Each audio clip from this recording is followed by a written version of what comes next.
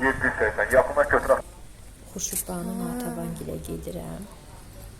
Burada belə bir bulaq var. İllər keçsə də hələ də qurbanı görürsünüz.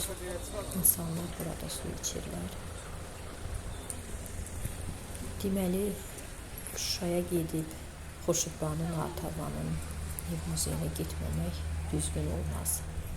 Mənim belə tarixi yerlərdən çox xoşum gəlir. Xurşudbanu Natəvanın sarayı təxminən 18-ci əsrin sonlarında, hardasa 1790-1800-cü illərdə Şuşa şəhərində inşa edilib.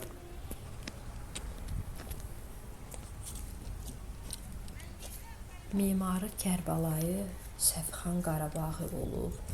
Bura tarixi mimarlıq abidəsidir. Xan qızının sarayı. Bu bina mimarlıq baxımından Qarabağ xanlığının saray üslubunda tikilibdir. Yəni saray üslubuna aiddir və Məliklər küçəsində, yəni Cıdır düzünə yaxın bir ərazidə yerləşir.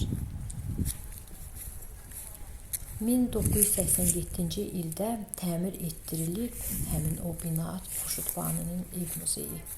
Daha doğrusu sonradan ev muzeyi olub. 1987-ci ildə təmir etdirilib və ev muzeyi kimi fəaliyyətə başlayır. 8 may 1992-ci ildə Şuşa şəhəri talan olunur, ermənilər tərəfindən işğal olunur. Yəni buralarda gördüyünüz kimi darmadağın edilib. Ermənilər burada öz sözlərini deyiblər.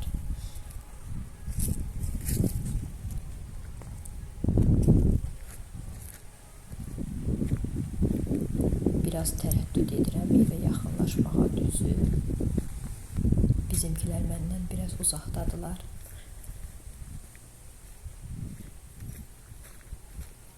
Ancaq irəliləyirəm.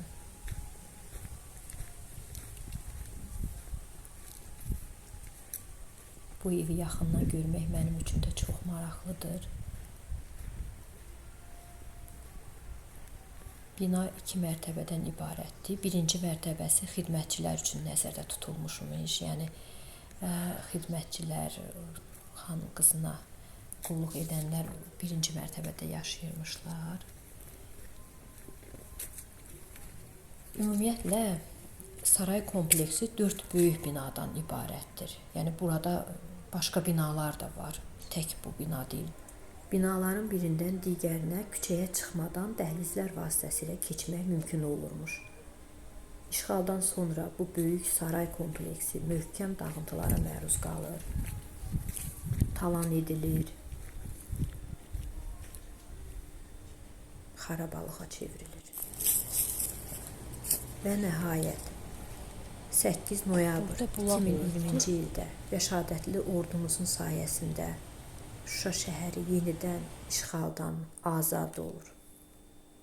Allah bütün şəhidlərimizə rəhmət eləsin. Qazilərimizə can sağlığı versin.